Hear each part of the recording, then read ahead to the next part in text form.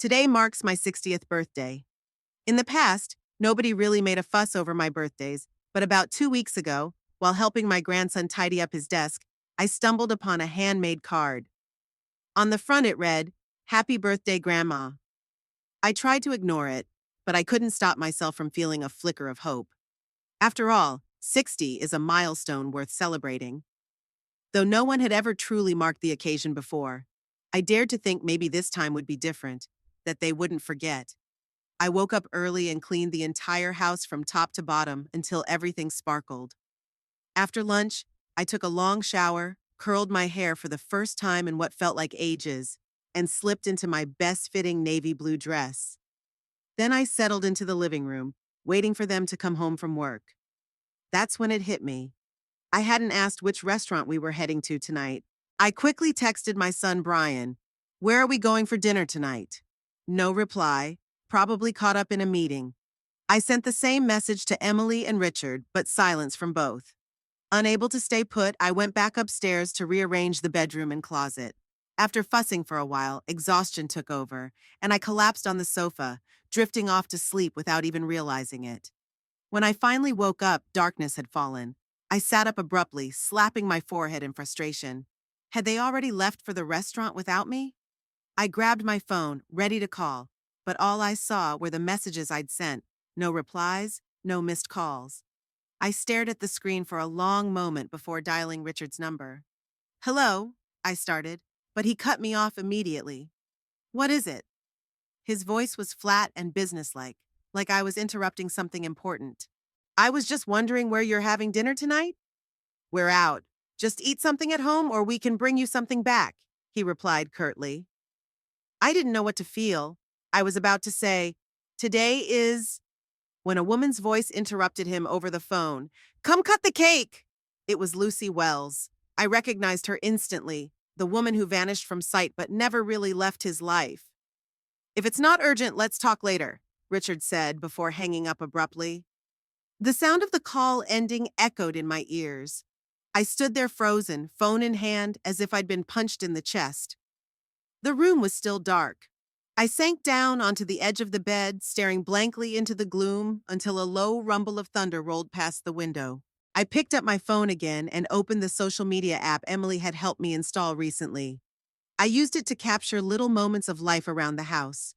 Right there on the homepage was a new post from Lucy, a video. I tapped on it. The screen showed Richard, Brian, Emily, and my grandson Jack gathered around a birthday cake, singing a birthday song to her. Their faces were radiant with joy, like a flawless, happy family. The caption read, "A warm birthday night with my loved ones." With trembling hands, I turned up the volume and replayed the video over and over. Jack's sweet voice calling Grandma and that birthday song, one I had never heard sung for me, echoed in my ears. That card hadn't been for me. It was meant for a different grandma. My husband, my son, my whole family, everything today was for someone else. Not one of them had remembered it was my birthday. No one but me. Then I noticed the menu in the video. I recognized it immediately. It was from an upscale French restaurant downtown, the same place Richard always chose when entertaining important clients. My vision blurred with tears. I couldn't hold them back any longer. I started to cry. I had managed our household carefully, saved every penny, lived frugally all for them, and yet they threw a grand birthday celebration for another woman. The husband I'd been married to for 40 years never remembered my birthday, but he always remembered hers. I grabbed my purse and rushed out the door, flagging down a cab and heading straight to that restaurant. It was rush hour, and the taxi crawled through traffic until it finally stopped in front of the upscale French restaurant downtown. As I stepped out, I saw Richard and Lucy walking hand in hand, with Jack, Brian, and Emily following close behind, all smiling, looking every bit like the perfect family from a picture. When Richard spotted me, panic flashed briefly across his face, but he quickly masked it with his usual cold composure. "What are you doing here?" he asked, his voice tinged with reproach. "Am I not allowed to be here?" I shot back, my tone sharp and icy. Lucy immediately stepped forward, her smile polite and voice soft. "You must be May, right?" "Hi, I'm Lucy. Richard and Jack came to celebrate my birthday today." I actually asked why you weren't here and they told me you weren't feeling well, so you stayed home. She looked radiant, elegant, and poised, easily passing for someone in her early 40s rather than a woman in her 50s. Her makeup was subtle, hair neatly styled, and her voice as gentle as her demeanor. Before I could reply, Jack suddenly broke free from the group and ran straight toward me. "What are you doing here, you uneducated village woman?" he shouted. For a 7-year-old, those words hit hard. He slammed into my stomach, nearly knocking me off balance. Emily rushed over and pulled him back, frowning as she scolded, "Jack, you can't talk to your grandma like that." "She's not my grandma," Jack yelled angrily. "She talks weird. She's not like us. I don't like her. I don't want her to be my grandma." I stood frozen, his words cutting me deeper than any slap. A wave of fury and humiliation rose up so fast I couldn't hold it in. I stormed over, grabbed Jack's arm, and gave him a hard smack on his backside. Jack immediately burst into loud sobs, drawing the attention of passersby who stopped to stare. Emily, stunned, probably never seeing me lose my temper before, stood frozen, unsure how to react. Brian suddenly came rushing over, shoved me aside, and scooped Jack up. "Mom, what the hell are you doing? Do you have to make a scene here?" he snapped. I looked up at my son and saw disgust in his eyes. Something inside me broke. This was the boy I had raised with all my love and care. I turned to Richard, not sure what I expected, maybe to see if he still cared at all. He was about to speak when the restaurant manager appeared, clearly uncomfortable, and gently suggested we move to the lounge to settle our private matters. But Richard waved him off without hesitation. Avoiding my gaze, he rubbed his forehead and muttered, "Let's not make this worse. Just go home." The irritation and superiority in his voice made me feel like nothing more than a pathetic woman causing a public scene. Lucy chimed in softly, her tone almost consoling. "Maybe you misunderstood. Yes, Richard and I had a relationship when we were young, but that was decades ago. We're just old friends now. He only came tonight because he assumed I'd been feeling lonely since my husband passed away, so don't read too much into it," Lucy explained calmly. I took a steadying breath, trying to quell the fiery emotions bubbling up inside me. "Lucy, I didn't misunderstand a thing. You don't need to justify yourself. But if you don't mind, I'd appreciate a moment alone with my family. Please give us some privacy." I kept my voice steady and controlled. Even in this moment of anger, I refused to fall into the role of a resentful woman airing private matters in public. Suddenly, Brian cut in. "Dad, please take Lucy home. Mom will come along with us." "All right," Richard agreed without hesitation. "Why?" I snapped before I could stop myself, and Richard answered at the same time. "She doesn't know the way back. Can't she just call a cab like anyone else? Why must you personally escort her?" I was aware my voice sounded sharp, my words biting, but I had reached my breaking point, like a balloon stretched too thin, about to burst. I needed to release everything pent up inside. "May, that's enough," Richard growled, his forehead creasing with irritation. He sighed heavily, then turned to Brian.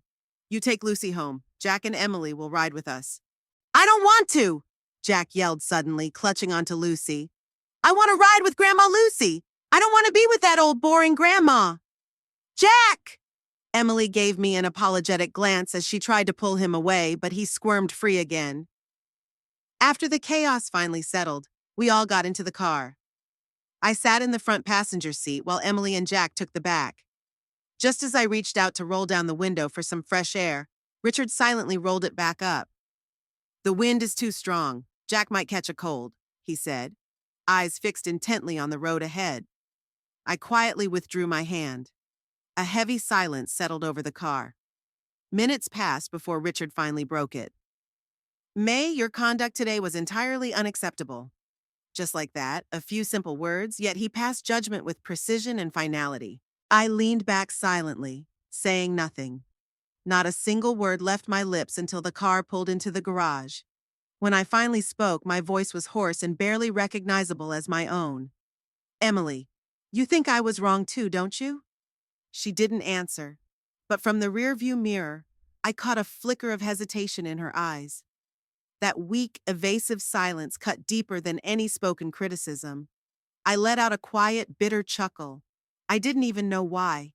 just that everything suddenly seemed absurd, almost laughable. 40 years I had given to this family, and in the end, not one of them had remembered my birthday. "We're home. Let's get out," Richard said, shutting off the engine and telling Emily and Jack to exit the car. When I stayed still, he sighed, came around to open my door, and reached out to help me. I brushed his hand away. He looked like he wanted to say something more when Brian's car pulled up beside us. Brian stormed out, already raising his voice. "Why are you still here, Mom? What exactly do you want? We knew you'd cause a scene, so we didn't even plan to take you. It's not like Dad and Lucy were having some private dinner. We just celebrated her birthday together. What's the problem?" His words hit me like a bucket of ice water. The fire inside me flared again instantly. I slapped him hard across the face. "May, how could you hit Brian?" Emily cried out. "May, are you out of your mind?" Richard shouted furiously. "You can't hit my dad." Jack jumped in front of Brian, arms wide like he was ready to protect him from me. The three of them rushed forward, shielding Brian as if I were some deranged woman on the brink of collapse. Brian clutched his cheek, eyes wide in shock. I had never raised a hand against him, not once in my entire life. I'd always been the gentle, caring mother.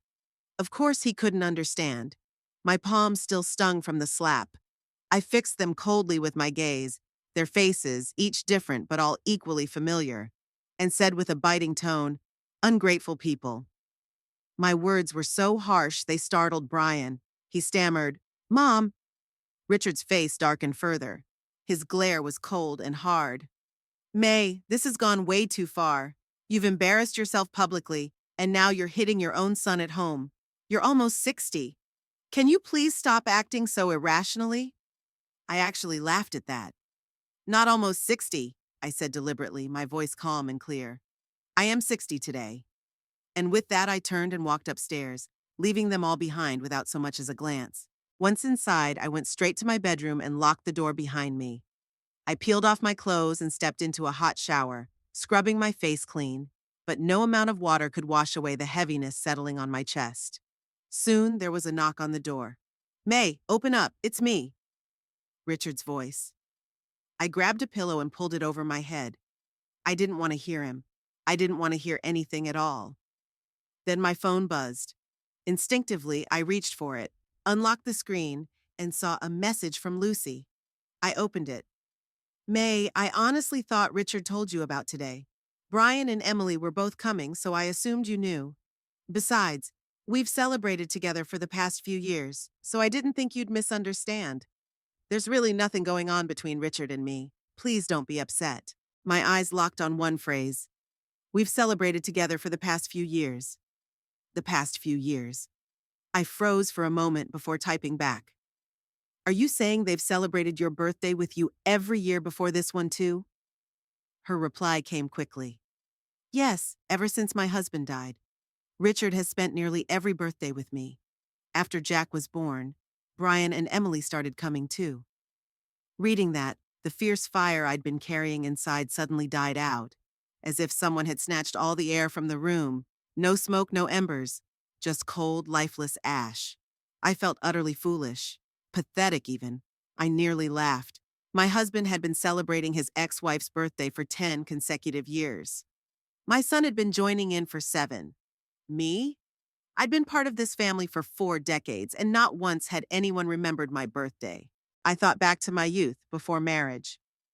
Every birthday, my parents would cook me a warm bowl of pasta and make hot cocoa, sometimes with a few candies placed gently on the side. Simple gestures, but they made me feel loved and noticed. My father worked night shifts at the factory. My mother was a cook in the hospital cafeteria. Despite their exhaustion, they never missed a birthday. Not mine, not my sister's. No. In this so-called family, even a simple happy birthday felt like asking too much. Richard and I met through a mutual friend. We married just 3 months later. He'd just left a steady job to start his own business, and I threw myself into supporting him, managing the household so he could focus on his career. In the beginning, he still remembered my birthday. Whenever he returned from his business trips, he'd bring me little gifts, a silk scarf here, a watch there. I carefully tucked each one away, thinking they were small tokens of our life together. But then abruptly, the gestures stopped altogether. I opened Lucy's social media profile. Emily had shown me how to view someone's posts. I scrolled endlessly through photo after photo, video after video. Richard hiking with her in the mountains, picking apples together on a farm, helping her sort through real estate paperwork, finding her an accountant for taxes, fixing light bulbs around her house, driving her to dance classes and birthday celebrations, year after year. Cakes, presents, birthday songs, family pictures. Richard appeared in nearly every frame. Anyone seeing those pictures without context would easily assume she was his wife. I kept scrolling, punishing myself with every post, losing track of how long I'd been at it. My eyes stung from dryness, a dull ache throbbed in my head. Removing my reading glasses, I lay back on the bed, staring at the ceiling as my thoughts tangled into a hopeless mess. The anger that had been boiling inside me earlier drained away, leaving only a heavy ache pressing on my chest and throat. Breathing became difficult. I had no tears left to shed. All I could do was inhale and exhale, swallowing the lump lodged in my throat. My chest felt hollowed out, as if a gaping hole had been torn right through it, and the coldness seeped in, wave after relentless wave, until my whole body shivered uncontrollably. I don't even know when I drifted off to sleep. When I opened my eyes again, daylight flooded the room. I sat up quickly, a flicker of panic tightening inside me. Had I overslept? I hadn't even prepared breakfast yet. Automatically, I reached for clothes, ready to head downstairs and start the day's cooking. But then, like a tidal wave crashing in, the memories of yesterday came rushing back. My hands froze mid-motion. I stood rigid, unmoving. It hit me then, clearer than ever before. I was no longer a wife, a mother, or a respected elder in this house. I was nothing but a well-trained, living housekeeper. A bitter laugh slipped from my lips before I could stop it. There was a knock on the door. Richard's voice called softly, "May, breakfast is ready. Come down and eat." I didn't answer. I dragged myself to the bathroom, moving slowly under the crushing weight of everything I felt. When I finally opened the door again, Richard was gone. I went downstairs. Just as I reached the kitchen doorway, Brian appeared, holding a beautifully decorated birthday cake topped with 6 flickering candles. "Happy birthday to you. Happy birthday to you. Happy birthday, dear Mom." They sang, Richard, Brian, and Emily, all wearing smiles as if the disaster of last night had never happened. "Come on, Mom, make a wish and blow out the candles," Brian said cheerfully, holding the cake out to me. His eyes sparkled like the little boy curled up in my arms years ago. For some reason, seeing his smiling face made tears well up instantly. I turned away and walked to the fridge, pouring myself a glass of cold milk. The icy liquid slid down my throat, dulling the sharp ache inside me just a little. "Mom, we all took the morning off today to celebrate your birthday properly," Brian said, placing the cake carefully on the dining table. His voice was calm, but his face betrayed impatience. "Can you please stop being angry?"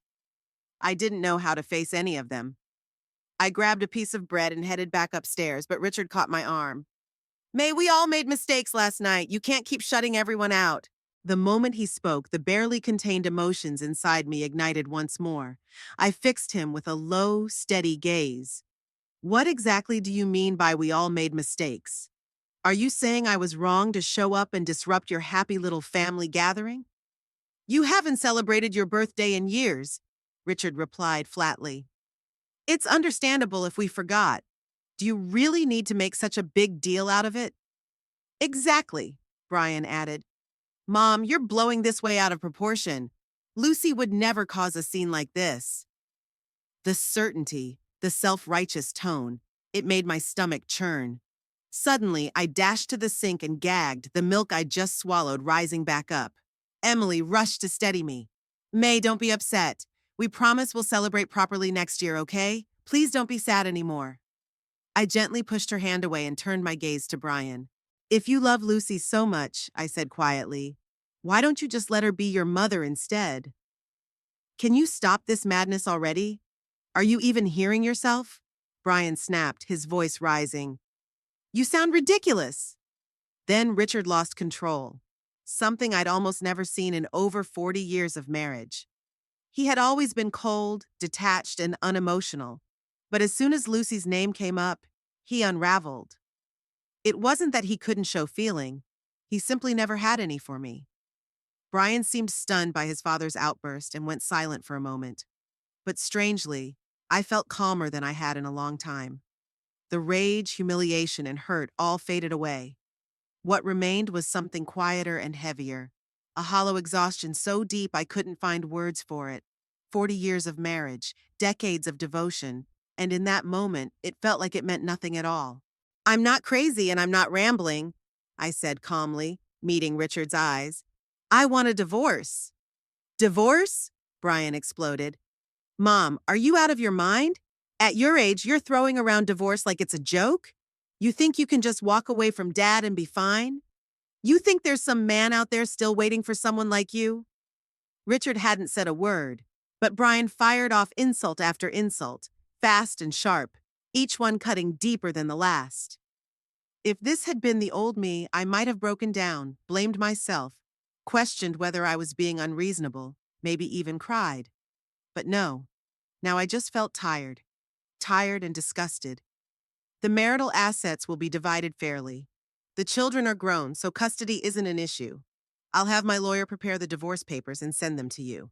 Richard's jaw tightened, his brow furrowed deeply, as if a knot had been carved into his face. I saw anger, but more than that, irritation, pure exasperation. He wasn't hurt. He wasn't regretful. He was simply annoyed. May, you're 60 years old. Don't you think this whole performance is a little pathetic? I suggest you calm down. I'm flying to Seattle for a business trip this week. I won't be back until after the conference. Hopefully by then, you'll have come to your senses. He grabbed his coat and walked out without another word, not even a backward glance. He didn't give me a single chance to reply. Honestly, I didn't even want to stop him. There was nothing left between us but exhaustion. Mom, I don't understand you, Brian grumbled from behind me. We sang happy birthday, brought out a cake, gave you a chance to move on. But no, you had to push it all the way. So are you satisfied now? You made Dad walk out.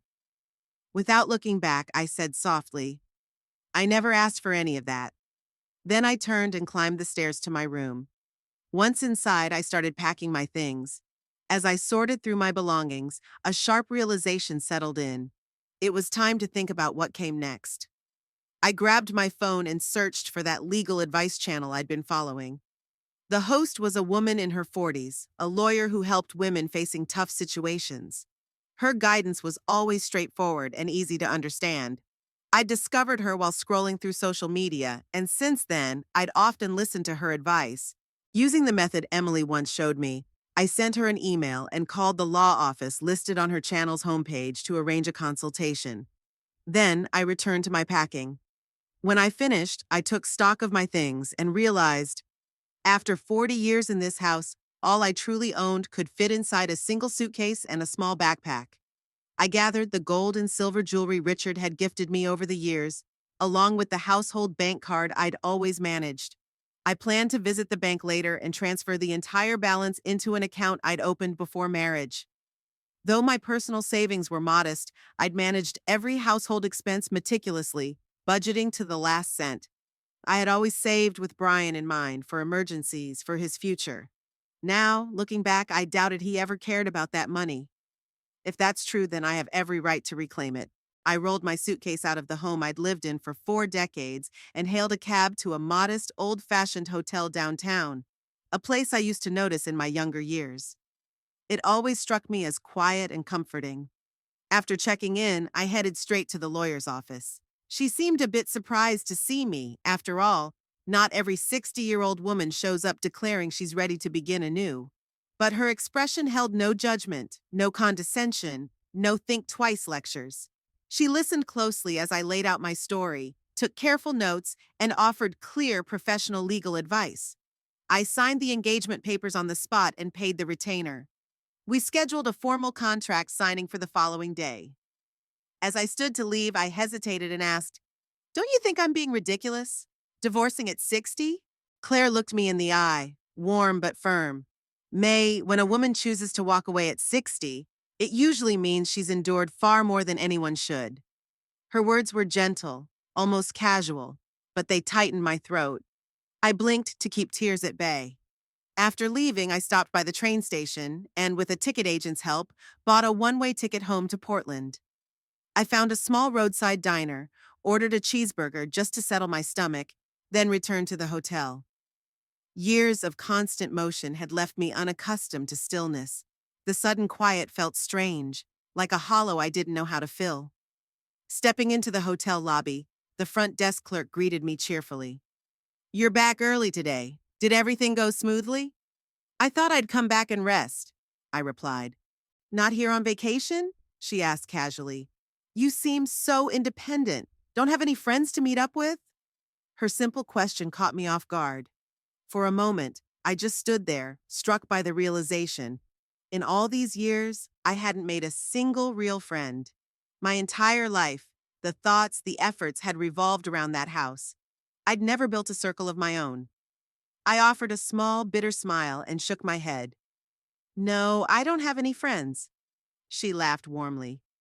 "That's okay, you can always make new ones. My mom just started classes at a senior center. She's met a bunch of people and even started dating again." "Senior center?" I asked. "What kinds of classes?" "Oh, all sorts. Photography, pottery, dance, flower arranging, travel clubs, you name it. It's quite popular. Most community centers around here have programs like that. You should check it out when you get back." I nodded quietly, tucking that idea away. I'd always regretted not going to college. My family couldn't afford it. After high school, I went straight to work and never gave myself a chance to continue studying. Then marriage, responsibilities, life's busyness swallowed up any thought of learning. But the world's changed. Without education or the ability to keep learning, it's hard to survive independently today. I spent the afternoon chatting with the young receptionist. Time passed gently, and somehow the weight I'd carried started to lift. Before nightfall, my phone rang. Emily was on the line. "May, you're not home, right? Are you coming back for dinner? Want me to cook something for you?" "I've moved out, Emily. You all go on ahead without me tonight." I didn't wait for more. I ended the call. I felt calmer now, though frustration still flickered beneath the surface. I turned back to the front desk clerk. "Sweetheart," I said gently, "can you help me block some contacts? I'm not sure how to do it." "Of course. Who do you want to block? Phone calls? Social media?" she asked, cheerful as always. "All of it," I said firmly. She patiently walked me through blocking numbers, removing contacts, and managing my blocked list if I changed my mind later. When we finished, I smiled and thanked her, then bought her a coffee as a thank you. She even taught me how to order pizza online. We shared a pizza before I went back up to my room. No sooner had I stepped inside than the phone rang again, this time from an unknown number. I answered. Brian's voice came through. "Mom, come on, stop being so dramatic. Just come home already. If you come back now, I won't tell Dad you ran away, but you better unblock us. Enough nonsense. If you keep this up and Dad divorces you for real, then what? You gonna live on the street?" "Brian," I said calmly, "mind your own life. If you want to tell Dad, go right ahead." And with that, I hung up. In the days after, neither Brian nor Emily reached out again. I worked closely with my lawyer to finalize the divorce agreement, and once everything was ready, the papers were sent straight to our home. After some reflection, I removed Richard from my blocked contacts and sent him a message. "The divorce documents have been sent. Please sign them as soon as you receive them. Once everything's finalized, let me know. We can go to court together to file the paperwork." He never replied. With the legalities settled and my attorney's warm wishes behind me, I began preparing to return to my hometown. Stepping back into the old house where I'd grown up, a surprising wave of safety washed over me. I spent the entire day scrubbing every corner, wiping away years of dust and clearing out worn-out furniture that no longer belonged in this new chapter of my life. The next morning, I took a taxi to the nearest furniture store and selected some new pieces. Everything could be delivered and assembled at home. Such convenience meant I no longer had to struggle hauling heavy items, especially at my age. When the delivery team finished setting everything up and left, I looked around the refreshed space and for the first time in ages, felt a flicker of genuine hope for the future. I'd been so preoccupied for days that I hadn't expected the message when it arrived. "Richard, when are you coming back?" terse and distant, the very way he'd always been. That was our rhythm for 40 years. Every time we clashed, he'd vanish for a few days, returning as if nothing had happened, calling it giving me time to cool off. Back then, I thought that was just how marriage worked. Someone had to give in. Whenever he casually restarted a conversation, I took it as a peace offering and let the past slide. Looking back now, I realize how naive that was. This time, I didn't bother explaining. I simply replied, "Contact me after you've signed the divorce papers." Richard never answered again. He still believed he could wear me down the same way he always had, with silence, with distance, with coldness, that eventually I'd give in like before. But I didn't. I didn't care anymore. Instead, I turned toward my new life. I reached out to the local community center and, with the help of a staff member, signed up for classes at the Senior Learning Program. Walking into that bright, spacious building, I realized something I'd never grasped before. Life's second act doesn't have to be confined to kitchens, chores, and endless compromise. It can also be filled with music, laughter, crafts, and discovery. I enrolled in a baking course, a choir, an introductory English class, and even a computer skills workshop. Mornings were spent in lectures, afternoons practicing hands-on skills, and some evenings chatting and socializing with new classmates. For the first time in years, my life had a rhythm, and I was truly fulfilled. The kitchen and stove that once trapped me in monotony and sacrifice began to fade from memory, piece by piece. I even started learning to care for myself again. I tried on clothes I never would have dared wear before. I went to a salon and got a modern perm, something fresh, playful. I made friends, many friends, a retired Army veteran from the baking class, a warm-hearted woman from choir, and my computer instructor, Sam, a young man no older than 30. One night, choir rehearsal ran late. By the time I got home, it was nearly 9. As I approached the front door, I spotted Richard leaning against the porch column, looking worn and weary. I glanced his way but said nothing, passing him to pull my keys from my bag. Once inside, I poured a glass of warm water to soothe my throat before finally speaking. "What are you doing here?" "I came to take you home," he said simply. "This is my home," I replied evenly. "Have you signed the divorce papers?" "May," he sighed, rubbing his temples in exhaustion. "We're not young anymore. Do we really have to drag this out?" "Sign the papers. If you don't, I'll file through the court." "File for divorce on what grounds?" "I haven't abused you. I haven't cheated. What exactly will you sue me for?" I held up my phone, voice steady.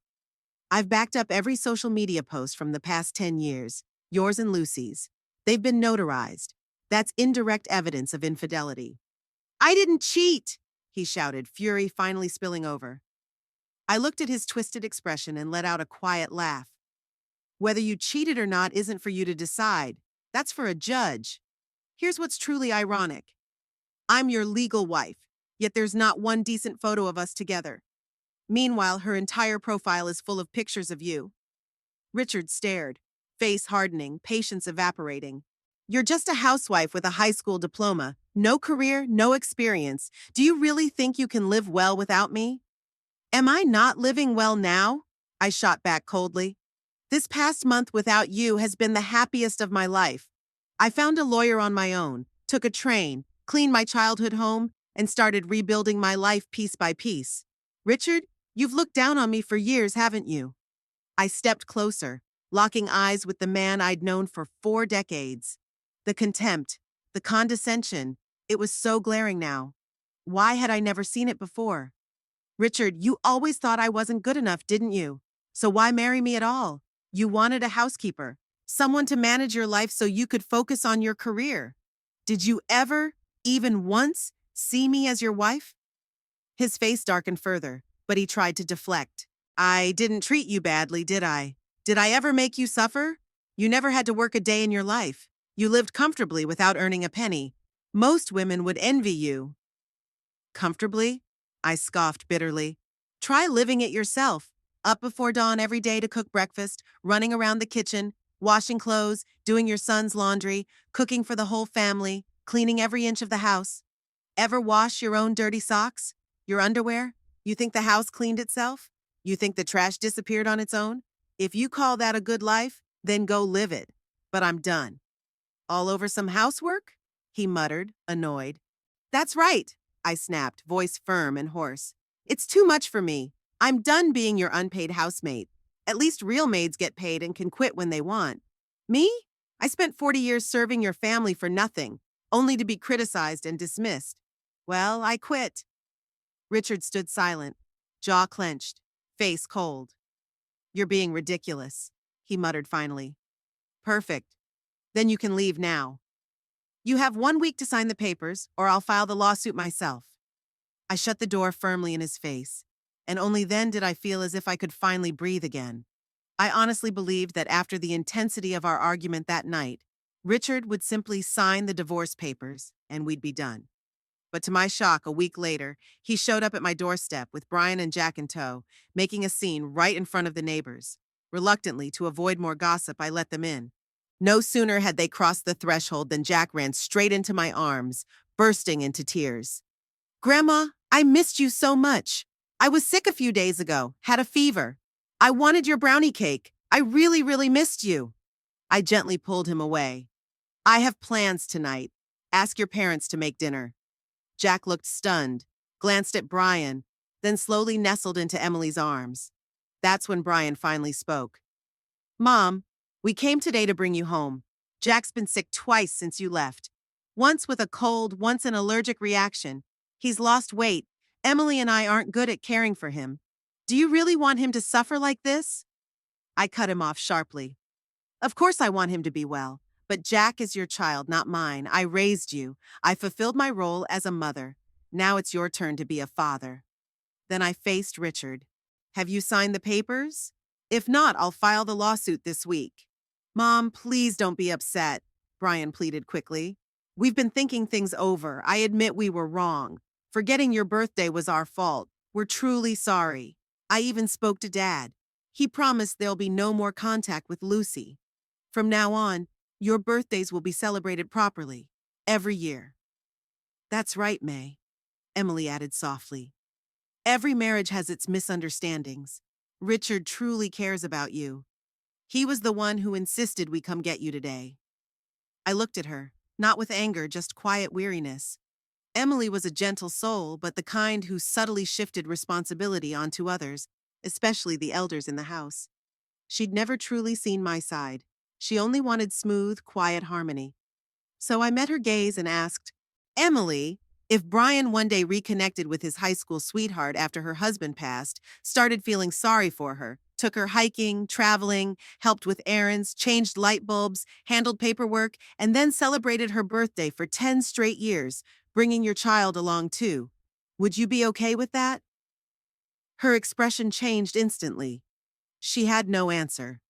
Of course, she couldn't accept that, and that meant she had no right to expect me to accept it. I continued. You didn't come here because you truly understood your mistakes. You came because you finally realized that without your housekeeper, this place doesn't run smoothly. Turning to Brian, I said, those are probably the dirtiest shoes you've ever worn, right? No one's cleaning them. They don't magically shine by themselves. Then to Richard, that shirt is a wrinkled mess. You've been wearing it for days, haven't you? Finally figured out clothes don't come out of the wash pressed? You actually have to iron them. And finally to Emily, starting to realize raising a child isn't a relaxing hobby, it's exhausting, thankless, and never-ending. As my words sank in, silence filled the room. No one spoke, heads bowed. And me? I'd never been more certain. Richard cleared his throat, voice rough and tired. May, we didn't realize how much you did. We took it all for granted, but we're ready to change. I'll help with housework. I'll cut ties with Lucy. Can you forgive us? No, I said immediately. There's nothing left to discuss. If that's all, please leave. I have plans tonight. Mom, if you go through with this divorce, how will you live alone? Who'll take care of you when you're old? Who'll help if you get sick? Brian asked, panic clear in his voice. I couldn't help but laugh. I remembered a video from a recent online class and answered, as long as I can breathe, I'll live. When I'm old, I'll go to a nursing home. If I get really sick, I'll simply leave this world without regret. And just like that, the conversation ended in cold silence. As they turned to leave, Jack paused at the door and glanced back at me. Grandma, Mom said you don't want Grandpa anymore. Does that mean I won't have a grandma now? I smiled faintly. Didn't you say you liked Lucy Grandma better? Ask Grandpa to marry her. She'll be your new grandma. Jack's face lit up. Yay! Lucy Grandma can be my new grandma. He ran off happily, his small figure disappearing down the path. And with that, the last thread tying me to that house finally snapped. Children don't say things like that on their own. Someone taught him. Whether it was Lucy or Richard, it didn't matter anymore.